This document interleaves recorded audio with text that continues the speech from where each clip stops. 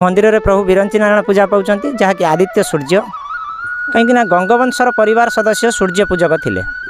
जेहेतु सूर्य नारायण मंदिर से अनुमान करा जाए कोणार्क मंदिर से ही ही करथिले।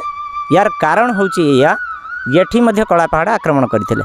तो मंदिर दक्षिण पटे गोटे पीरंकर कबरस्थली अच्छी सेटा सबुठारु आश्चर्यमय जिनिस जोटा कि आपणकर राम जन्मभूमि बाबर मस्जिद शोभा पाउची। मंदिर पूर्व पटे किछि हिंदू संप्रदाय लोक थिले तांकू कन्वर्ट करैकि मुसलमान कर दिया गला। जहाँकि सबुठु बड़ पूजाटी है श्रीपंचमी परदिन चूल चढ़ा, सबुठु बड़ यात्राटी है अघिरा पूर्णमी परदिन गुंडुणी।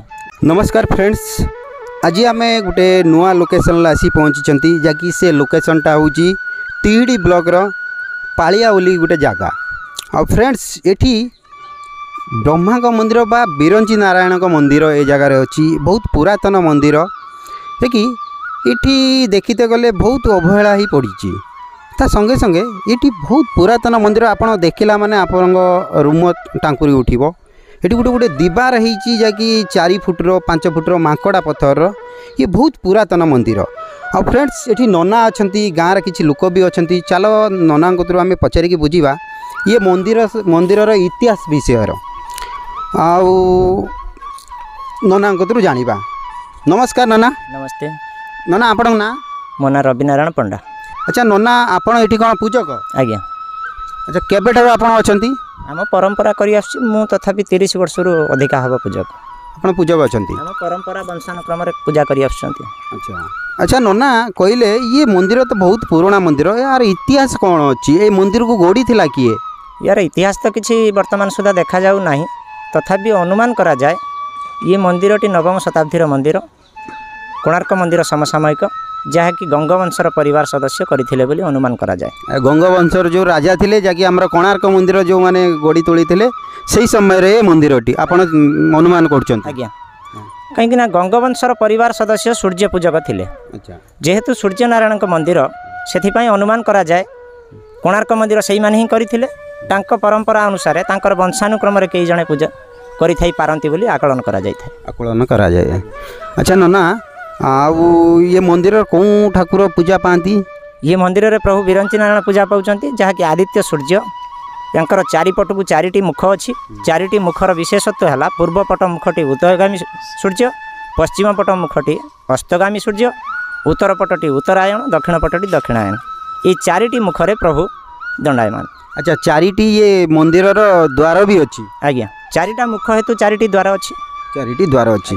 अच्छा फ्रेंड्स आपण मैंने बहुत देखी मंदिर ओडिशा भितर मु बहुत आपन को भी देखा चेष्टा भी करी किंतु एठी गोटे अनुका गोटे मंदिर 4टी द्वार देखिए आपण मैंने एठी आसला माने आपन को लागिबो कि हाँ एठी कौन गोटे चमत्कारी अच्छी।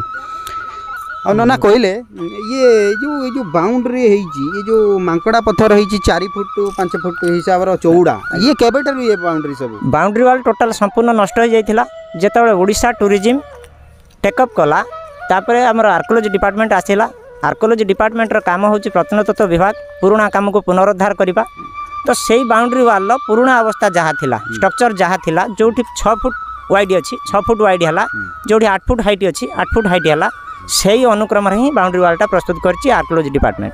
अच्छा। तो मंदिर दक्षिण पटे गोटे पीरंकर कबरस्थली अच्छी सेटा सबुठारु आश्चर्यमय जिनिस जोटा कि आपणकर राम जन्मभूमि बाबर मस्जिद शोभा पाउची। सेही परंपराटी एठी मध्य अच्छी। यार कारण होची या येठी मध्य कला पहाड़ आक्रमण करथिले। कला पहाड़ आक्रमण करने समय तांकर जने सेनापति मरी जाइथिले। तो सही स्थान रे तांको कबर दिया जाइथिला।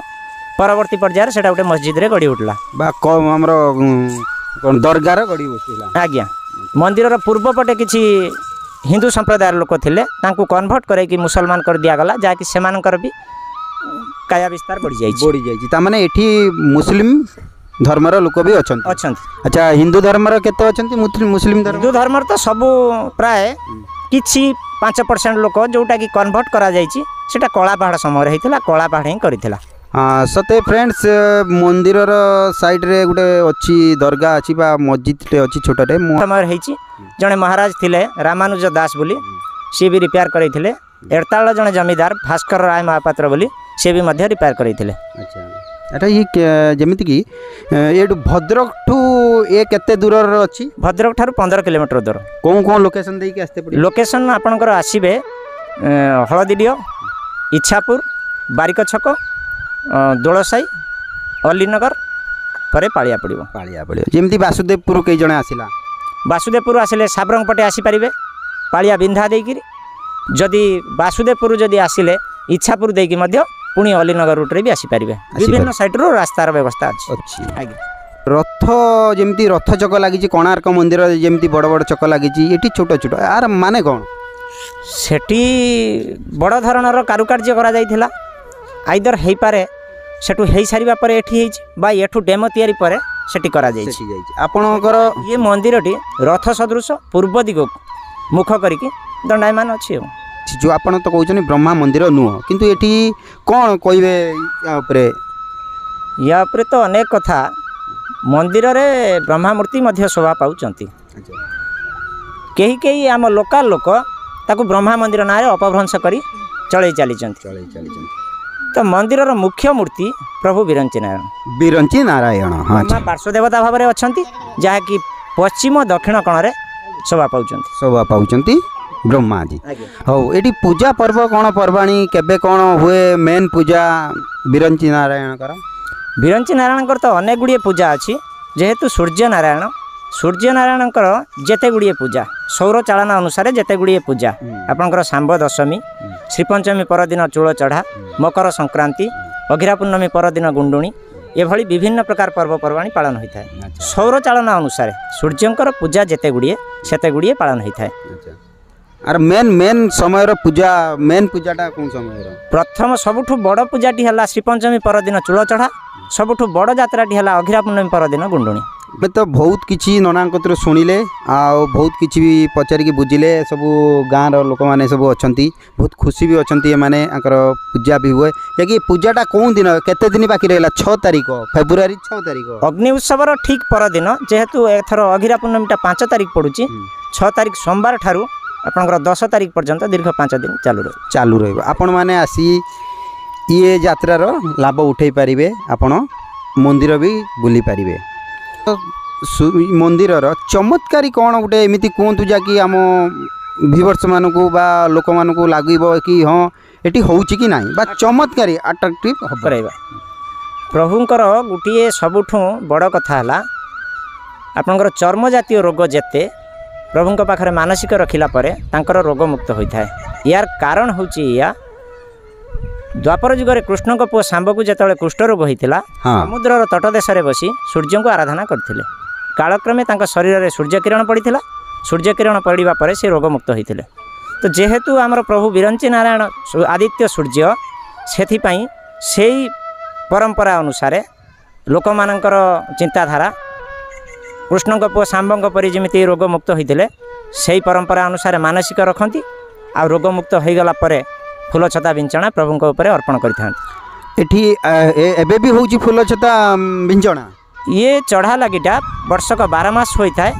କେବଳ ସବୁଠୁ ବେଶୀ ହୋଇଥାଏ ଏଇଥିପାଇଁ ଅଘିରା ପୂର୍ଣ୍ଣମୀ ପରଦିନ ଯେଉଁ ଗୁଣ୍ଡୁଣି ଯାତ୍ରାଟି ଗଢ଼ି ଉଠେ, ଅନେକ ଆଡ଼ୁ ଅନେକ ଯାତ୍ରୀମାନେ ଆସିଥାନ୍ତି। ଏଇଟା 4ଟି ଜିଲ୍ଲାରୁ ପ୍ରାୟତଃ ଯାତ୍ରୀ ଆସିଥାନ୍ତି, ଆମେ ଉପଲବ୍ଧି କରିଥାଉ। କେଉଁ ଜିଲ୍ଲା? ଭଦ୍ରକ, ବାଲେଶ୍ୱର, ଯାଜପୁର, କେନ୍ଦ୍ରାପଡ଼ା। ଆଚ୍ଛା, କାହିଁକିନା ଆଖପାଖରେ 4ଟି ଜିଲ୍ଲାର ଲୋକ ସମାଗମ ହୋଇଥାଏ। କେନ୍ଦ୍ରାପଡ଼ା ଜିଲ୍ଲାର ଲୋକ ସମାଗମ ହେଉନଥିଲେ। ଏବେ ଚାନ୍ଦବାଲିର ଗୋଟେ ପୋଲ ହୋଇଗଲା ପରେ କମ୍ୟୁନିକେସନ୍ ସୁବିଧା ହୋଇଯାଇଛି, ଯେଉଁଥିପାଇଁ କି 4ଟି ଜିଲ୍ଲାର ଲୋକ ସମାଗମ ହୋଇଥାନ୍ତି। ତାମାନେ ବର୍ଷକ 12 ମାସ ଫୁଲ ବିଞ୍ଚଣା ଚଢ଼ା ଯାଇଥାଏ। ତାମାନେ କେଉଁଠି ନା କେଉଁଠି ଏ କଥା ଗ୍ୟାରେଣ୍ଟେଡ୍। ହଉ, ଠିକ୍ ଅଛି, ନିଶ୍ଚିତ। ଆମେ ୟାର ମୁକ ସାକ୍ଷୀ ନେଇଥାଉ। ଆପଣଙ୍କର ଜଣେ ଡକ୍ଟର ପାଖକୁ ଗଲା ପରେ ଯେମିତି ରୋଗ ଭଲ ନହେଲା, ସେ ଡକ୍ଟର ପାଖକୁ କେହି ଯିବେ କି? ନା। ତ ପ୍ରଭୁଙ୍କ ପାଖରେ ମାନସିକ ରଖିଲା ପରେ ଲୋକଙ୍କର ଯଦି ଚର୍ମ ଜାତୀୟ ରୋଗ ଭଲ ହେଉନଥାନ୍ତା, ତାହେଲେ ହଜାର ହଜାର ସଂଖ୍ୟାର ଫୁଲ ଛତା ବିଞ୍ଚଣା ବିକ୍ରି ହେଉନଥାନ୍ତା, ଆଉ ପ୍ରଭୁଙ୍କ ଉପରେ ଚଢ଼ା ଲାଗି ନ ହେଉଥାନ୍ତା। ତ ସେଥିପାଇଁ ଆମର ପ୍ରଭୁ ପ୍ରତ୍ୟେକ ମୁହୂର୍ତ୍ତରେ ହିଁ ସ୍ମରଣୀୟ ଆଉ ପୂଜ୍ୟ ମଧ୍ୟ। ଠିକ୍ ଅଛି ନନା, ଆପଣଙ୍କୁ ଧନ୍ୟବାଦ। ଆପଣ ଏତେ ସୁନ୍ଦର କଥା କହିଥିବାରୁ। ଆମ ଓଡ଼ିଶାର ଦୁର୍ଲଭ ମନ୍ଦିର ଗୋଟେ ଅଛି, ଆପଣ ପୂଜକ ହିସାବରୁ ମୁଁ ଆପଣଙ୍କୁ ଧନ୍ୟବାଦ ଜଣାଇବି। କରନ୍ତୁ, ଆଉ ଏ ଭିଡ଼ିଓକୁ ନିଶ୍ଚୟ ସେୟାର କରନ୍ତୁ ଆମ ଓଡ଼ିଶାର ଲୋକମାନଙ୍କ ପାଖରେ ପହଞ୍ଚିବା ପାଇଁ। ଆଉ ତା ସଙ୍ଗେ ସଙ୍ଗେ ଏ ଚ୍ୟାନେଲକୁ ସବସ୍କ୍ରାଇବ୍ ବି କରନ୍ତୁ। आउ आपणकर बहुत सुंदर मतामत मते कमेंट्स माध्यम रे जणांतु। आ रोची आज पई नमस्कार, जय हिंद।